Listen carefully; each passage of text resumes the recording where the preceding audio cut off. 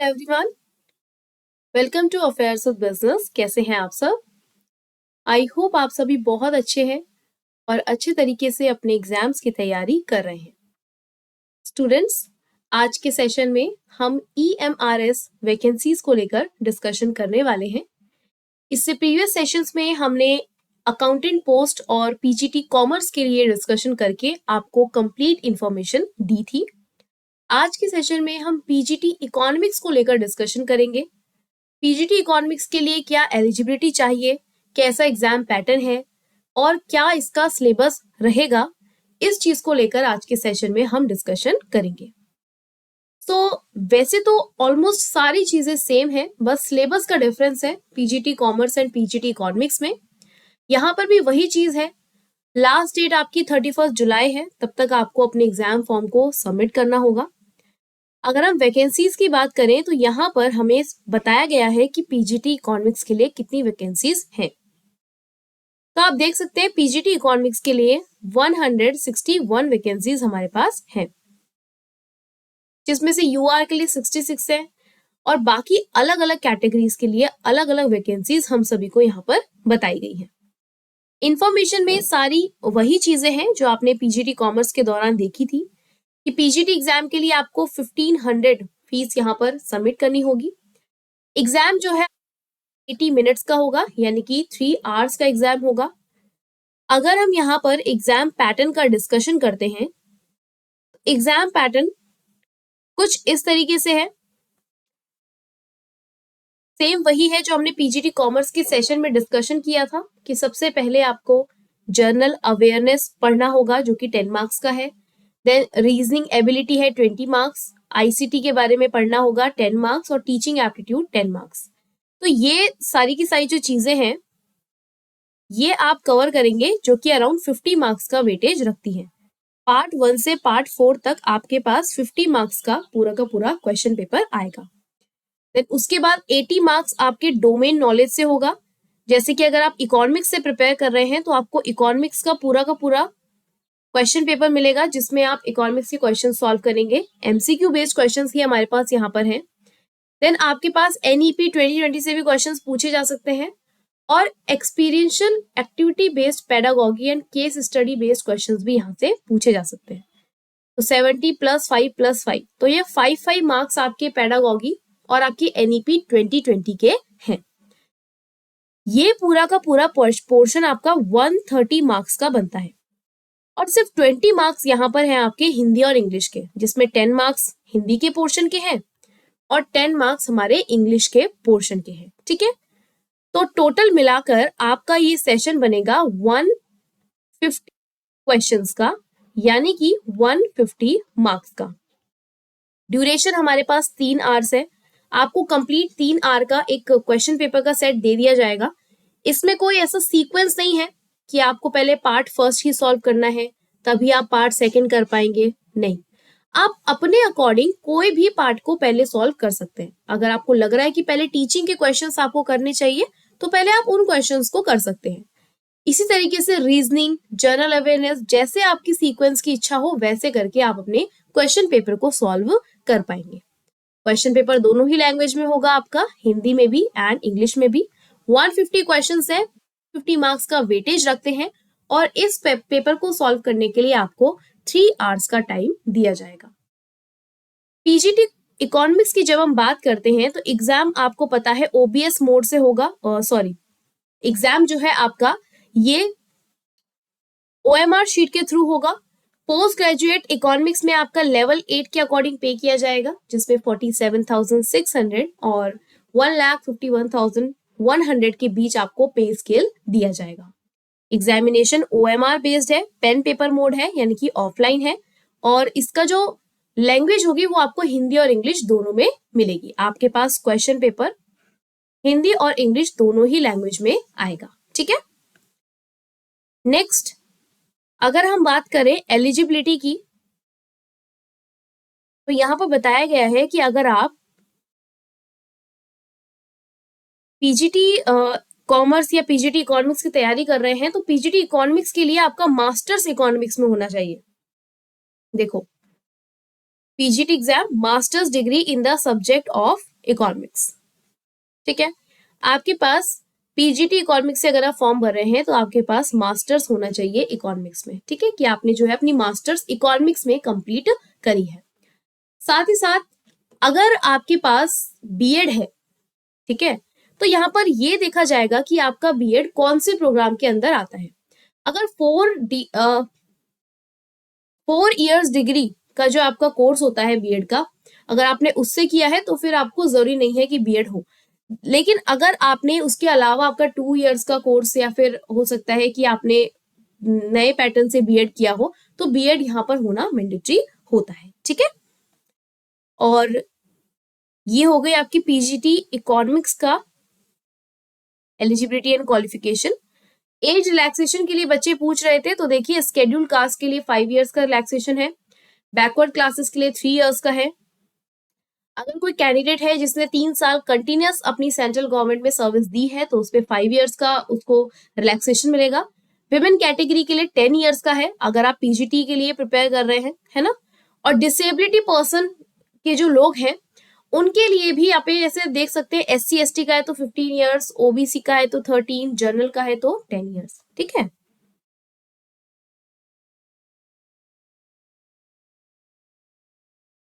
ये आपका age relaxation के ऊपर डिस्कशन हो गया। और हाँ, यही है चीजें यहाँ पर। ठीक है, तो मेजरली आपको ध्यान रखना है कि ये पोस्ट जो है आ चुकी है, ये वैकेंसीज आ चुकी हैं, इसका फॉर्म भी फिल होना शुरू हो चुका है। आपको क्या करना है, आपको लास्ट डेट 31 जुलाई पता है, तो उससे पहले पहले अपने फॉर्म्स को आप फिलअप कर लीजिएगा, है ना। 1500 यहाँ पर फीस है, 3 घंटे का एग्जाम होगा, 150 मार्क्स का क्वेश्चन पेपर आएगा जो 150 क्वेश्चंस वेटेज रखता है। अगर आप क्वेश्चन को सही करते हैं तो आपको 1 मार्क मिलेगा, लेकिन अगर आप क्वेश्चन को गलत करते हैं तो नेगेटिव मार्किंग भी यहाँ पर है, 0.25 मार्क जो है वो आपके डिडक्ट हो जाएंगे। तो इस चीज का आप लोग ध्यान रखिएगा कि आप जब अपनी प्रिपरेशन कर रहे हैं तो अपने मल्टीपल चॉइस क्वेश्चन को इस तरीके से प्रिपेयर करें कि आपकी नेगेटिव मार्किंग ना हो। नेगेटिव मार्किंग से आप थोड़ा सा बचने की कोशिश कीजिएगा।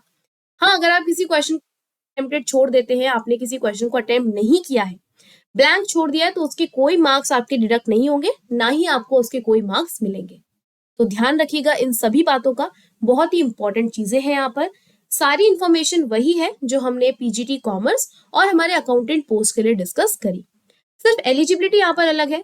अगर आप पीजीटी इकोनॉमिक्स से फॉर्म फिल कर रहे हैं तो आपका मास्टर्स इकोनॉमिक्स में होना चाहिए, और बीएड के लिए क्या क्या इंफॉर्मेशन है वो भी मैंने आपको बता दिया। एग्जाम का पैटर्न सेम है, एग्जाम का क्वेश्चन, एग्जाम का ड्यूरेशन, एज रिलैक्सेशन सब कुछ वही है। लास्ट डेट 31 जुलाई है, एवरीथिंग इज सेम। बस आपका सिलेबस यहाँ पर हम देख लेते हैं कि सिलेबस क्या है। तो बेसिकली पीजीटी इकोनॉमिक्स के लिए जब आप प्रिपेयर कर रहे हैं तो आपके पास कंप्लीट सिलेबस आता है आपके इकोनॉमिक्स का। आपने क्लास 11th से लेकर अपने मास्टर्स तक जितनी भी इकोनॉमिक्स पढ़ी है वही सारा सिलेबस आपको देखने को मिलेगा। जी हाँ, बहुत अच्छे तरीके से आप अपने यहाँ पर प्रिपरेशन को कर सकते हैं। इकोनॉमिक्स का सारा सिलेबस वही है जो आप अभी तक पढ़ते आए हैं, कुछ नया नहीं है।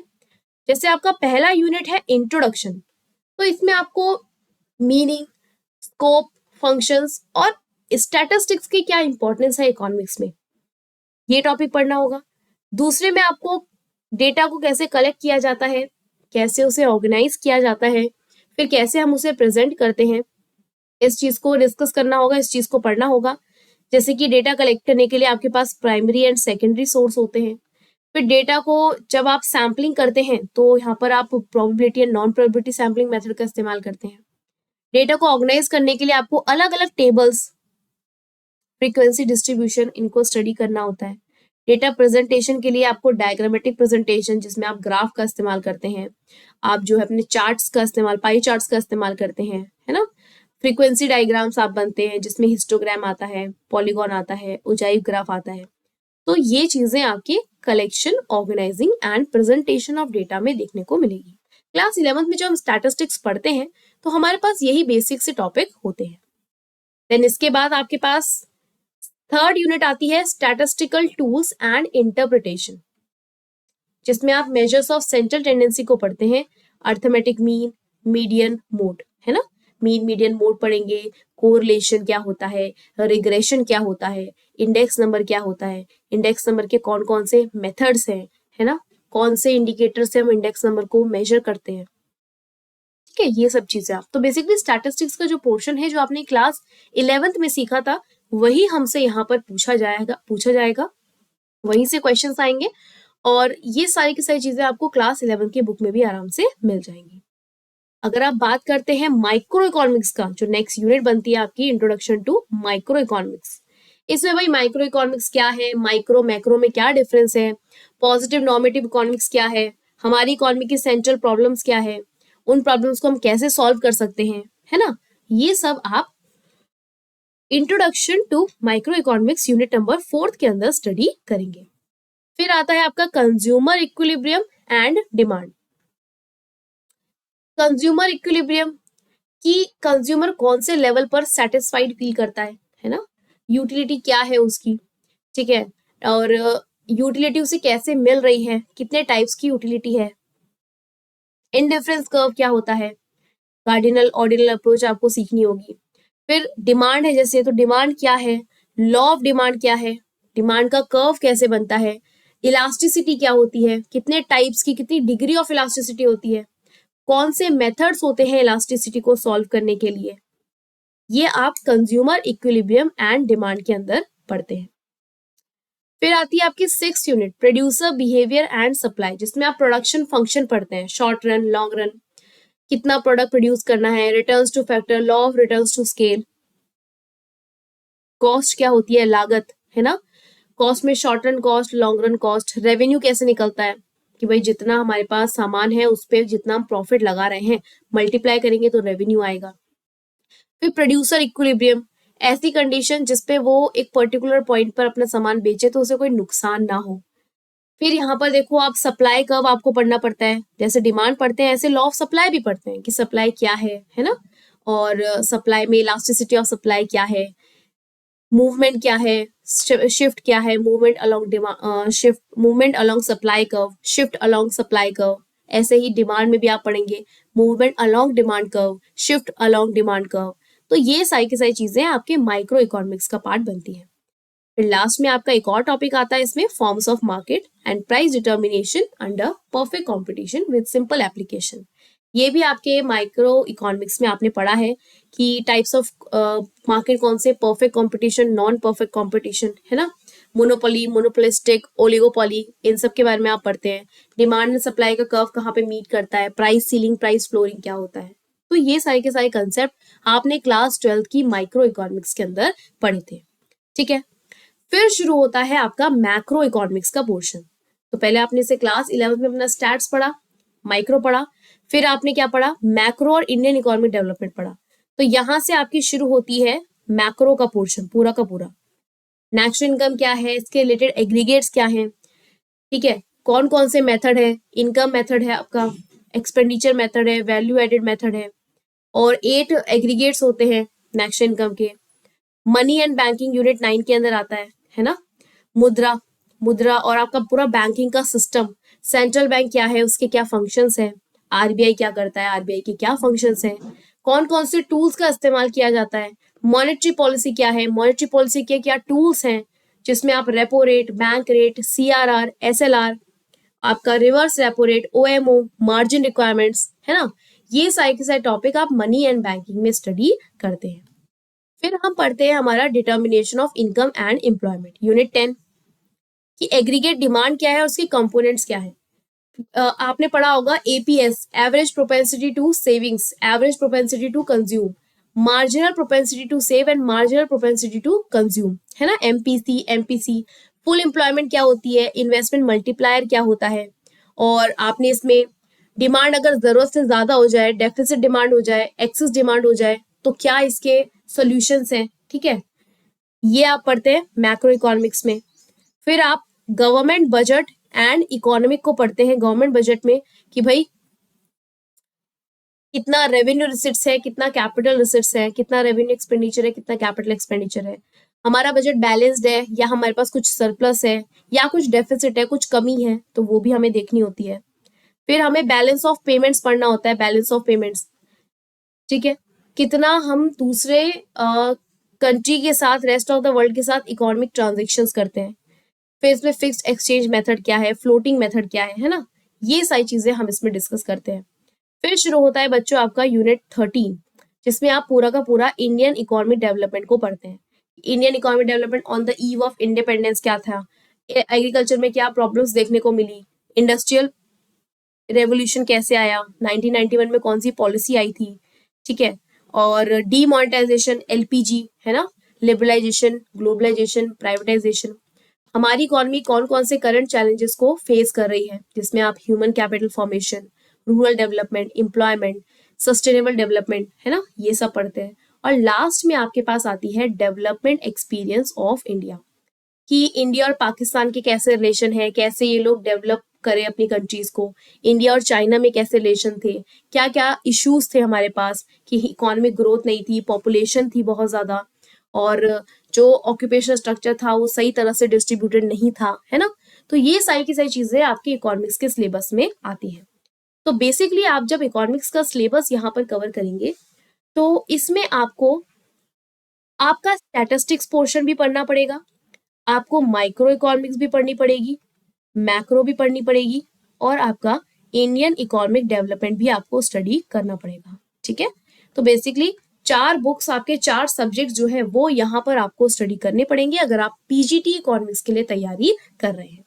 और हमारे ऐप पर भी आपको ये सारी की सारी चीजें मिल जाएंगी, हम अपने ऐप पर इसकी तैयारी आप लोगों को करवाएंगे। Already PGT commerce and accountant का कोर्स लॉन्च हो चुका है और बहुत ही जल्द हम पीजीटी इकोनॉमिक्स का कोर्स भी लॉन्च कर देंगे। पीजीटी इकोनॉमिक्स के कोर्स में आपको मिलेंगे रिकॉर्डेड वीडियो लेक्चर्स, जो कि हमारे क्वालिफाइड एजुकेटर्स रिकॉर्ड करते हैं, आप लोगों के लिए प्रोवाइड करते हैं। सीए क्वालिफाइड है वो, नेट और जेआरएफ क्वालिफाइड है, ठीक है। रिकॉर्डेड वीडियो लेक्चर मिलेगा आप लोगों को, इस पे अनलिमिटेड व्यूज होंगे, कोई रिस्ट्रिक्शन नहीं है कि आप लेक्चर को एक ही बार देखो, 2 ही बार देखो, है ना, ऐसा रिस्ट्रिक्शन नहीं है। आप इस लेक्चर को आराम से जितने बार चाहे उतने बार देख सकते हैं, जब तक कि आपके पास इसकी वैलिडिटी है। तीसरी चीज, हम आपको एमसीक्यू प्रैक्टिस कराते हैं, है ना, क्वेश्चन सीखने के बाद उनका एप्लीकेशन सीखना बहुत जरूरी है, इसलिए एमसीक्यू प्रैक्टिस जरूरी है। फोर्थ पॉइंट है कि हम आपको जो पीडीएफ प्रोवाइड करते हैं वो प्रिंटेबल फॉर्मेट में है, मतलब आप उन्हें आराम से डाउनलोड कर सकते हैं। और एक और फायदा ये है कि आप इन्हें हिंदी में ही पढ़ सकते हैं और इंग्लिश में ही पढ़ सकते हैं, क्योंकि हम बायलिंगुअल फॉर्मेट में आपको पूरा का पूरा हमारी पीडीएफ बनाकर देते हैं, ठीक है। और हमारी क्लासेस भी ऐसी होती है बायलिंगुअल मेथड से, जिसमें आप हिंदी भी पढ़ सकते हैं, इंग्लिश भी पढ़ सकते हैं। और अगर आपका मीडियम हिंदी है तो कोई परेशानी नहीं आएगी, इंग्लिश के स्टूडेंट को भी कोई परेशानी नहीं आएगी। और लास्ट में हम आपको मॉक टेस्ट भी प्रोवाइड करते हैं, कि भाई एग्जाम के लिए तैयारी आप कर रहे हैं तो प्रिपरेशन कैसी कर रहे हैं, क्या आपकी प्रिपरेशन सही चल रही है या उसमें कुछ कमी है, उस कमी को आप दूर कर पाएंगे अपने मॉक टेस्ट को देकर, है ना। तो ये सारे के सारे बेनिफिट्स मिलते हैं आपको सिर्फ और सिर्फ एक प्लेटफॉर्म पे, that is affairs with business. आपको डिस्क्रिप्शन बॉक्स में हमारे ऐप की लिंक मिल जाएगी, उस लिंक से हमारा ऐप डाउनलोड कीजिए। अगर आप पीजीटी कॉमर्स की तैयारी कर रहे हैं तो वो कोर्स परचेज कर सकते हैं, अकाउंटेंट की तैयारी कर रहे हैं तो वो कोर्स भी परचेज कर सकते हैं, और बहुत ही जल्द हम पीजीटी इकोनॉमिक्स का कोर्स भी आप लोगों के लिए लॉन्च कर देंगे, ठीक है। सो अपनी एलिजिबिलिटी के अकॉर्डिंग, अपनी क्वालिफिकेशंस के अकॉर्डिंग आप एग्जाम की तैयारी कर सकते हैं। तो आज के सेशन में हमने डिटेल में डिस्कस किया पीजीटी इकोनॉमिक्स का सिलेबस, एंड आई होप कि आपको कोई भी परेशानी नहीं होगी। तो आप ध्यान रखिएगा, जब भी आप इस एग्जाम के लिए तैयारी कर रहे हैं, आप देख सकते हैं कि हमारे पास हर एक सब्जेक्ट से यहाँ पर वैकेंसी है ना। अगर मैं आपको वैकेंसीज का कॉलम दिखाऊं तो यहाँ पर आप देख सकते हैं आपके पास कितने सारे सब्जेक्ट्स अवेलेबल हैं। आप इंग्लिश से प्रिपेयर कर सकते हैं, हिंदी से प्रिपेयर कर सकते हैं, मैथ्स हो गया, केमिस्ट्री है आपके पास, physics, biology, history, geography, commerce, economics, computer science, और साथ ही साथ नॉन टीचिंग में अगर मैं बताऊं तो अकाउंटेंट एक पोस्ट है। तो 3 एग्जाम है, accountant, PGT commerce and PGT economics. तीनों की तैयारी हमारे ऐप पर आप लोगों को करवाई जाएगी, और ये सारे के सारे बेनिफिट्स आपको मिलेंगे अफेयर्स विद बिजनेस पे। तो जल्द से जल्द ऐप को डाउनलोड कीजिए और अपनी क्वालिफिकेशंस के अकॉर्डिंग अपनी प्रिपरेशन को स्टार्ट कीजिए। ये सारी की सारी पीडीएफ्स और जो सिलेबस की पीडीएफ है वो भी हमने हमारे टेलीग्राम चैनल पर दे दी गई है, जहाँ से डाउनलोड करके आप देख सकते हैं कि अकाउंटिंग का सिलेबस क्या है ना, और इंग्लिश हिंदी का सिलेबस क्या है, और आपका पीजीटी कॉमर्स पीजीटी इकोनॉमिक्स का सिलेबस क्या है, हर एक चीज हमने वीडियो लेक्चर के थ्रू भी आपको यहाँ पर प्रोवाइड करी है। ठीक है, सो ये था आज का सेशन, और आज के सेशन में हमने कंप्लीट डिस्कशन किया पीजीटी इकोनॉमिक्स के ऊपर। So that's all for today. I'll see you in the next video. Till then, keep studying and keep revising. Bye bye, students. Take care of yourself. Bye bye.